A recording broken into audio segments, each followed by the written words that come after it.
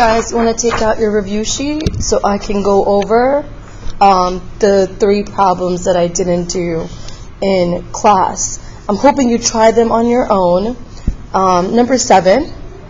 So it says, does this represent a trig function? So spring is bouncing up and down, and what's happening is that the distance from the ground is varying. So the distance from the floor varies. So for example, if it bounced, let's say this is the ground, if it bounced this high the first time, then the second time it might not bounce that much, it might get smaller. The third time it might even get taller than this one, and maybe the fourth time it just is really tiny. So that's not what a trig function does. Like when the trig functions bounce, they all bounce, either they bounce up to 1. Like here's an example of a trig function. See how they're all bouncing all at 1, and they all go down to -1? Like this one, they all go up to 2, down to -2, up to 2. So the answer is no, that does not. The fact that it's varies means it's changing. Because these bounces are not the same, then it's not a trig function that it models. So the answer is no. For number 8, what information I forgot to write on there is what 300 degrees is as a radian. Because for you to figure out which radian angle is coterminal to 300, you should be told how many radians 300 degrees is. This is a part that you don't have to memorize. It will be given to you. It will be given to you in radians. So let's see the one that's in degrees. First thing you should do is graph 300 degrees. And so 300 degrees ends up in the 4th quadrant. It's right here. And so you can go, I'm trying to see which one ends up in the same spot. That's what I'm trying to see. So -420. -420 is someone who swung negative, meaning down, and that's 360. And they did a little bit more. So if you do 420 minus 360, you'll get 60. So if you do a little bit more, you end up in the same spot, right? If this was 300, you know, in this little nook is 60 degrees. This person swung down. I'm going to do it again. This person swung down, that's 360, and they did a little bit more, that's 60. So yes, we're circling A. These two end up in the same spot. 2100, OMG, this person got really carried away. So let's see how many times they went around the circle. I could just keep on adding 360s. Like I know 360s one, another one is 720. I can keep on adding 360s. 1080, keep on adding 360s. So that's what you should do. Keep on adding 360s. I'm going to keep going. 1440, or we could just do 360 divided by 2100. Because if I keep on adding 360s, it's going to take too long. And if I divide 2100 divided by 360, I know it doesn't go into it, like there's a remainder, but it goes into it 5 times. And so 360 times 5 is 1800. And what's left over is 300. Aha, see how this was 300? This person was so bored that they went around the circle 5 times and they did 300 more. So yes, we're circling B also. Okay, we're not circling C. And for me to do the radians one, the ones in radians, I have to look at 5 pi over 3. And again, 5 pi over 3 ends up in the same spot. These two are the same. This is in degrees and this is in radians. So now, let me grab more paper.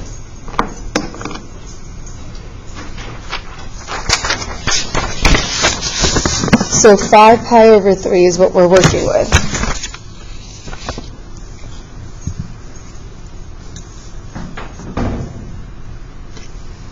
Again, we know where it ends up. It ends up in the same spot as the 300. That's where it ends up. This is 3 pi over 3.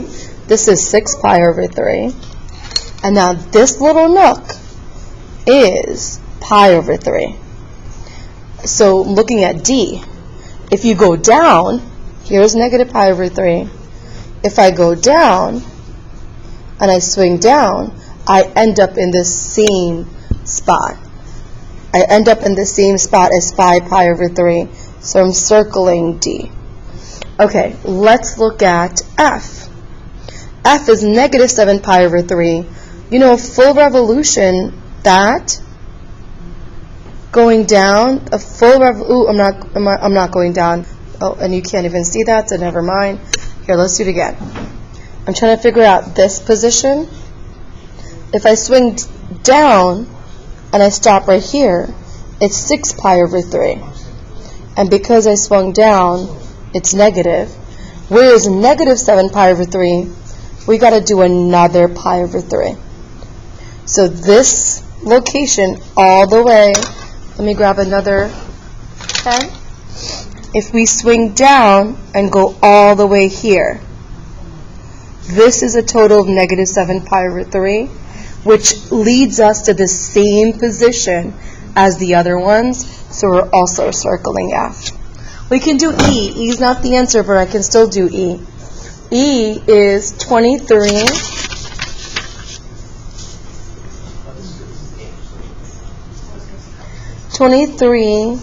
pi over 3. Let's see how many revolutions this person did. We know one full revolution is 6 pi. So let's see, 23. One would be 6 pi over 3. Another one would be 12 pi over 3. And then another one's going to be,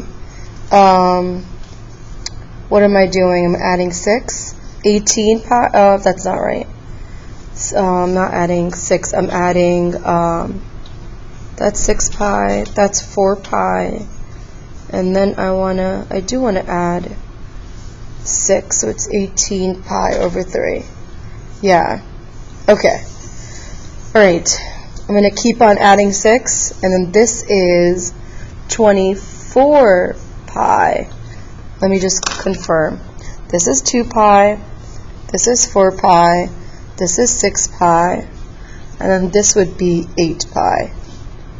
So we want to figure out where 23 pi over 3 is going to end up, and it's going to end up right before 24 pi over 3. So here is what 23 pi over 3 ends up. It ends up, so 1, 2, 3, 1 revolution, 2, 3 revolution, 1, 2, 3. I just did 18 pi, and then it ends up in the same spot. Thank you, guys. So it ends up in the same spot, and we are also going to circle 23 pi over 3. So this is also an answer. Okay. Just want to make sure I did this right. I'll come back. I'll pause the video if this is not right. Okay, last one. 11. So we need to draw a triangle, a right triangle. You could put theta wherever you want. You could put theta wherever you want. Up here, down here, it doesn't matter. I'm going to put it here. Sine, you know, is SOHCAHTOA. Opposite is 3. Hypotenuse is 5, because that's what this says, opposite over hypotenuse. Before we can find tangent, because tangent is opposite over adjacent. To this theta, the opposite side is 3, but you don't have the adjacent side. So you need to find this. I'll call it x. You need to find that by doing Pythagorean theorem. 3 squared plus x squared equals 5 squared. And then that's 9. That's 25. Subtract 9 from both sides. X squared equals 16. Take the square root and you get 4. So the adjacent side's 4, and the final answer is 3/4. Okay, next handout. I'm hoping again you try this yourself. It's the review that I gave today. And so we're doing some matching. And now this is the sine graph. Look how it starts at 0. And look how it went up to 2. So there's definitely a vertical stretch. And I'm not choosing A. I'm not choosing B because it's not flipped over the x-axis. It's between C and D. Look, it's between C and D. Oh, never mind. It can't be D because it's not the cosine graph. That's the answer. And just to confirm what's up with the 1/3, you know the 1/3 is either going to compress it horizontally or stretch it horizontally. So if this is 12 pi, this spot is 6 pi. So here is one cycle of the sine graph. Look up the mountain, down the valley. Usually the parent, I just dropped my highlighter.